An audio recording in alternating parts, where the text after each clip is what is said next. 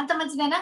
So, ఇయాల మన video ఏంటంటే, ప్రస్తుతం మనం అందరం బాగా బాధపడుతుంది, భయపడుతుంది కోవిడ్. సో, ఈ కోవిడ్ గురించి రకరకాలుగా మాట్లాడుతున్నారు. అది తిండి విషయమైనా, ట్రీట్‌మెంట్ విషయమైనా, అన్ని రకాలుగా అంటే వ్యాక్సిన్ విషయంలోనైనా అన్ని రకాలుగా మాట్లాడుతూనే ఉన్నారు. బట్ అందరికి ఒక ప్రాపర్ ఇన్ఫర్మేషన్, పక్కా క్లారిటీ ఇన్ఫర్మేషన్ అవసరమని నాకు తెలిసిన డాక్టర్ అంటే నాకు తెలిసిన కాదు, కామన్ మ్యాన్ నుంచి సెలబ్రిటీల వాళ్ళకు అందరికీ ఈ డాక్టర్ తెలుసు. ఆ సారే గురువారెడ్డి గారు. So, sunshine group of hospitals కి ఆయన ఫౌండర్ అండ్ అట్లనే చైర్మన్.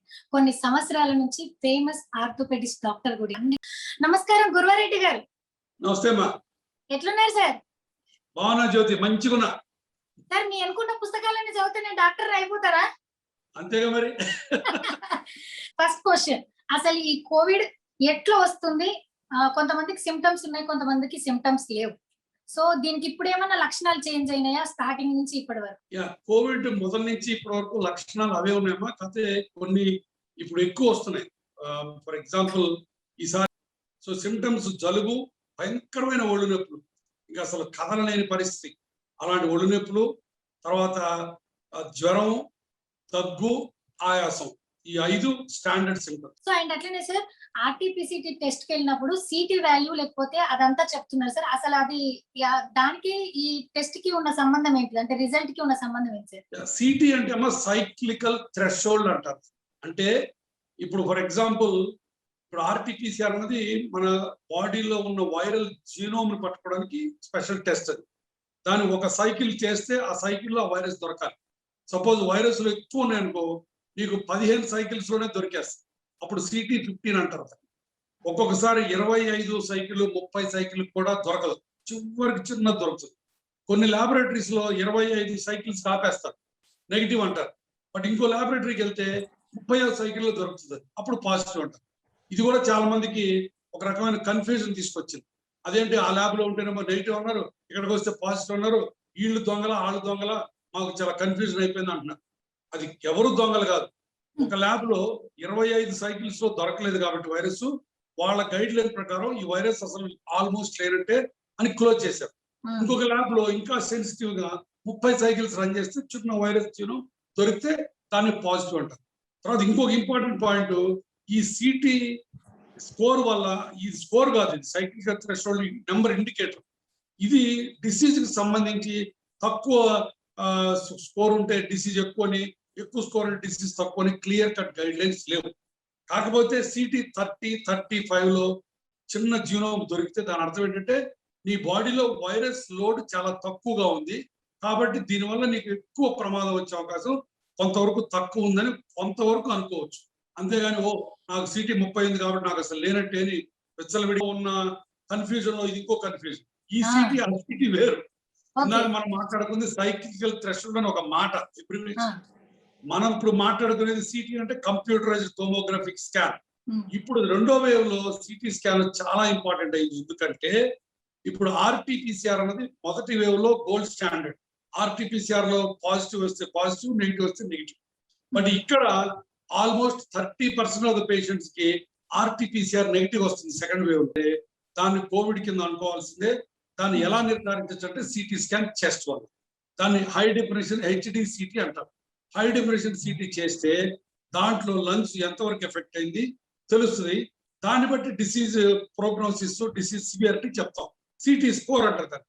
ఆ స్కోర్ లో ఫర్ ఎగ్జాంపుల్ ఎక్కువ స్కోర్ ఉందనుకో, 25 పాయింట్లు, నాకు తెలిసి 5 పాయింట్లు చొప్పున 5 పారామీటర్స్, 25 పాయింట్లకి 20 వచ్చిందనుకో స్కోర్, దాని అర్థం లంగ్స్ చాలా ఎఫెక్ట్ అయినట్టు, నువ్వు ఐసీయూలోకి వెళ్ళే ఛాన్సులు చాలా ఎక్కువ ఉన్నట్టు లెక్క. సిటీ 5/25 వచ్చిందనుకో, అంటే అంత ఎక్కువ ఎఫెక్ట్ కాలేదు లంగ్స్ అని దీని అర్థం అది. So that is called severity score of the city. తర్వాత ఈ మీరు అడిగినట్టు ఈ క్యాన్సర్ అన్నది సిటీ వల్ల, ఇప్పుడు వచ్చిన కోవిడ్ వల్ల 1-2 సిటీ స్కాన్ చెస్ట్ చేసుకోవడం వల్ల ఎవరికి క్యాన్సర్ రాదు. కాబట్టి నేను లేడీస్ అందరికీ, ప్రెగ్నెంట్ లేడీస్ కానీ, బ్రెస్ట్ ఫీడింగ్ లేడీస్ కానీ, ఆ రీప్రొడక్టివ్ ఏజ్ లో ఉన్న అమ్మాయిలు కానీ ఎవరైనా సరే సిటీ ఐసోలేషన్ ని ఎక్కువ ప్రిఫర్ చేసిండ్రు. ఇప్పుడు చూస్తున్న కేసెస్ లో అంటే హోమ్ ఐసోలేషన్ కన్నా హాస్పిటల్ కి వెళ్తే మేము సేఫ్ అని అనుకుంటున్నారు. నిజంగా హోమ్ ఐసోలేషన్ బెటరా, లేకపోతే ఏ స్టేజ్ వచ్చినప్పుడు మనం హాస్పిటల్ కి వెళ్ళి హాస్పిటల్లో ఉండొచ్చు? ఇప్పుడు మొదటి స్టేజ్ కి రెండో స్టేజ్ కి అమ్మ హోమ్ ఐసోలేషన్ ఇంకా ఎక్కువైనాయి యాక్చువల్ గా. ఎందుకంటే ప్రజలకి బాగా తెలిసింది అలాంటి వాళ్ళు ఓదర కొట్టడం వల్ల సో హాస్పిటల్ రావడానికి 3 కండిషన్లు ముఖ్యం. నెంబర్ 1, టెంపరేచర్ రోజు రోజుకి 1-2 డిగ్రీలు పెరుగుతూ 103, 104 దాకా వెళ్ళి తగ్గకుండా గత 4-5 రోజుల నుంచి ఉన్నా నెంబర్ 1. నెంబర్ 2, ఆయాసం పెరిగి మాట్లాడుతుంటే కూడా ఆయాసం వచ్చినా. నెంబర్ 3, ఒక 5 నిమిషాలు ఇంట్లో తిరిగిన తర్వాత పల్స్ ఆక్సిమీటర్ పెట్టుకుంటే సాచురేషన్స్ 92% కంటే కింద పడిపోయినా. ఈ 3 ఉంటే మటుకు తప్పనిసరిగా డాక్టర్ సంప్రదించి హాస్పిటల్ అడ్మిషన్ తీసుకోవాలి. హాస్పిటల్ అడ్మిషన్ అంటే ఐసీయూ కాదు, సింపుల్ హాస్పిటల్ ఆక్సిజన్ సరిపోతుంది.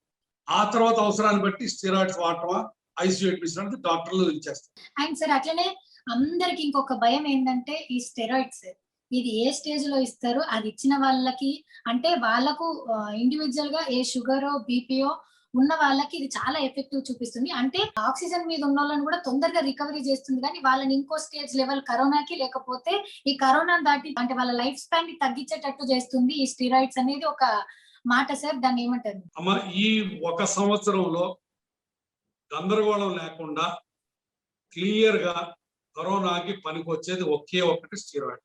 అది మటుకు తేలికే. రెమ్డెసివిర్ పనికిరాదు, టోసిలిజుమాబ్ పనికిరాదు, క్లోరోక్విన్ పనికిరాదు, ఇవన్నీ కూడా వచ్చిపోయాయి. బట్ స్టెరాయిడ్స్ కొన్ని లక్షల మందిని ప్రాణాలు కాపాడు. కాకపోతే స్టెరాయిడ్ లో కన్ఫ్యూజన్ ఏంటంటే స్టెరాయిడ్ ఎప్పుడు స్టార్ట్ చేయాలి, ఎంత డోస్ లో స్టార్ట్ చేయాలి, ఎప్పుడు ఆపేయాలి అన్న దాని మీద ఇంకా పూర్తి నిర్ధారణ ఎక్కడా లేదు. ప్రపంచంలో బోల్డ్ అని ట్రయల్స్ జరుగుతున్నాయి. ఇంగ్లాండ్ లో కూడా చాలా పెద్ద ట్రయల్ జరిగింది. ఇప్పుడు స్టెరాయిడ్స్ లో కూడా 2 గ్రూప్స్ ఉన్నాయి. ఒక గ్రూప్ వాళ్ళు, ఇప్పుడు అమెరికాలో ఒక స్ట్రాంగ్ గ్రూప్ ఉంది డాక్టర్స్. ఆ గ్రూప్ వాళ్ళు ఎర్లీయెస్ట్ 3వ రోజే స్టెరాయిడ్స్ మొదలెడితే చాలా మంది బతుకుతున్నారని వాళ్ళు బోల్డ్ అంత స్టడీ చేసి బోల్డ్ అంత ఎవిడెన్స్ తీసుకొచ్చారు. ఒక గ్రూప్ వాళ్ళు స్టెరాయిడ్ ముందు వాడితే చాలా చాలా డేంజర్, ముందు వాడకూడదు, 7వ రోజు 8వ రోజు ఆయాసం వచ్చిన ఆక్సిజన్ మీదకి వెళ్తే తప్ప స్టెరాయిడ్స్ వాడకూడదు ఒక గ్రూప్ ఉన్నారు. వీళ్ళిద్దరూ ఇంకా కొట్టుకుంటూనే ఉన్నారు. వీళ్ళు ఎవరు కరెక్ట్ ఎవరు తప్పు అనేది నాకు కూడా తెలియదు మటుకు. బట్ స్టెరాయిడ్స్ మటుకు లైఫ్ సేవింగ్, ప్రాణదాతలు అయినాయి. ప్రజలలో ఒక్కటే నేను చెప్పేది ఏంటంటే చాలా గైడ్ లైన్స్ వచ్చినాయి.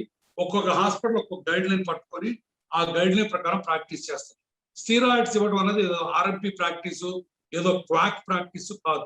ఫర్ ఎగ్జాంపుల్ మా హాస్పిటల్లో ఒక పర్టికులర్ మెథైల్ ప్రాక్టీస్ లోను 4వ రోజు నుంచి 40 గ్రాములు ఇద్దామన్నది మా హాస్పిటల్లో డాక్టర్లు అందరం కలిసి మాకున్న అనుభవానికి మేము సంపాదించిన జ్ఞానానికి కలగలిపి మేము పెట్టుకున్న గైడ్ లైన్స్.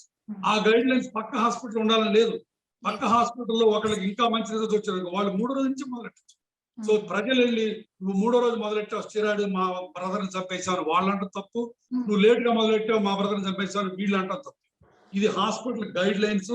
ఇది ఏది కూడా ఇది కరెక్ట్ ఇది తప్పు అనేది మటుకు నిర్ధారణ కాలేదు. స్టెరాయిడ్స్ వాడటం మటుకు ప్రాణదాత, అది ఎప్పుడు ఎలా అగ్రవేట్ అవుతుంది అని కొంతమంది అంటున్నారు. ఇది అగైన్ పూర్తి నిర్ధారణగా శాస్త్రీయంగా ఏది ఇంత మటుకు రాల. నెంబర్ 2, స్టెరాయిడ్స్ షుగర్ ఉన్న వాళ్ళకి ఉన్న వాళ్ళకి ఎక్కువ అవసరం ఈ కోవిడ్ కి, ఎందుకంటే కోమార్బిడ్ కండిషన్స్ చాలా.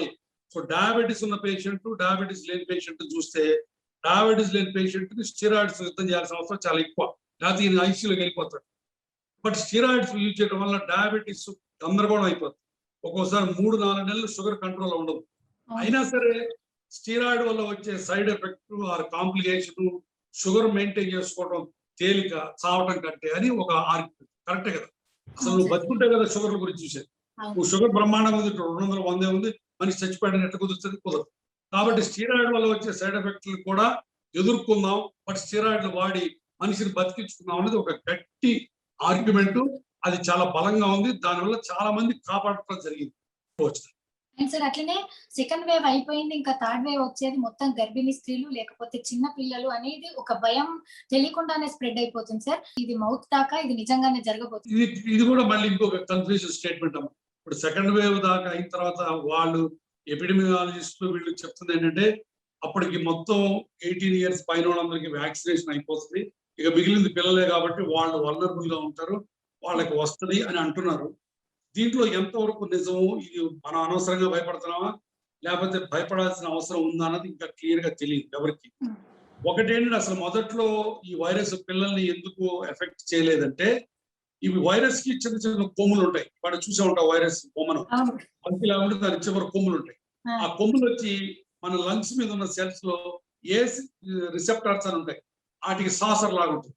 ఆ సాసర్ని కొమ్ము పట్టుకుంటుంది. ఓకే. ఆ కొమ్ము వెళ్ళి ఆ సాసర్లో కూర్చుంటుంది. చిన్నపిల్లలకి ఈ ఏస్ రిసెప్టార్స్ ఇంకా లంగ్స్ లో పూర్తిగా డెవలప్ అవ్వవు. కాబట్టి ఈ కొమ్ము కూర్చోడానికి లేదు. చిన్నపిల్లలకి ఈ వైరస్ రాకపోవడానికి ఒక కారణం అది. బట్ వైరస్ ఇప్పుడు బోల్డెన్ని మోడిఫికేషన్లు చేసుకుంది కాబట్టి ఈ కొత్త మోడిఫికేషన్ లో ఇది చిన్నపిల్లలను కూడా ఎఫెక్ట్ చేసే ఉందో లేదో నాకు ఇంకా క్లియర్ గా తెలియదు. ఎవరికి ఇంత క్లియర్ కట్ ఇండికేటర్స్ లేవు. బట్ పిల్లల్ని కూడా మనం జాగ్రత్తగా ఉంచుకోవడంలో తప్పు లేదు. అండ్ సార్ అట్లనే ఇప్పుడు మీరు కోవాక్సిన్ గురించి, కోషీల్డ్ గురించి చాలా మంచిగా చెప్పారు. నేను చూసిన 1, 2 కేసుల్లో ఏంది అంటే అది ఏ వ్యాక్సిన్ అని కాదు గానీ 2 డోసెస్ వ్యాక్సిన్ లో ఫస్ట్ డోస్ వ్యాక్సిన్ వేసుకున్న వాళ్ళకి కూడా పాజిటివ్ వచ్చింది అంటే చూశాను. కాకపోతే వాళ్ళకి సింప్టమ్స్ అన్ని ఉన్నాయి. రిజల్ట్ లో మాత్రం నెగిటివ్ అనే వస్తా ఉంది. సో జనాలలో ఒక భయం ఏంటంటే అమ్మో ఫస్ట్ వ్యాక్సిన్ వేసుకున్నాక సెకండ్ వ్యాక్సిన్ కి చాలా టైం ఉంది. వేపించుకున్న తర్వాత కూడా కరోనా వస్తుంది. వచ్చింది ఇంకా చాలా ఎక్కువ వస్తుంది అని చెప్పేసి ఇట్లా కూడా మాట్లాడుతున్నారు సార్. దాని గురించి. చాలా చాలా చాలా చాలా తప్పు.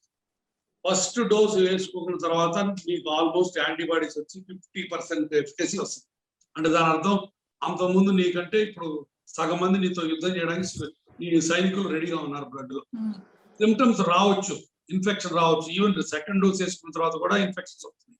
ఒక్క మాట ప్రజలందరూ గుర్తుపెట్టుకోవాల్సింది, వ్యాక్సిన్ వల్ల ఇన్ఫెక్షన్స్ లోపలికి రావడం తగ్గదు. ఇన్ఫెక్షన్ వల్ల మనిషి మూలబడేది తగ్గుతుంది. కాబట్టి 2 డోసులు వ్యాక్సిన్ వేసుకున్న తర్వాత ఇప్పుడు మా డాక్టర్లు ఉన్నాం, లక్షల మంది ఫ్రంట్ లైన్ లో వర్క్ చేస్తున్నారు.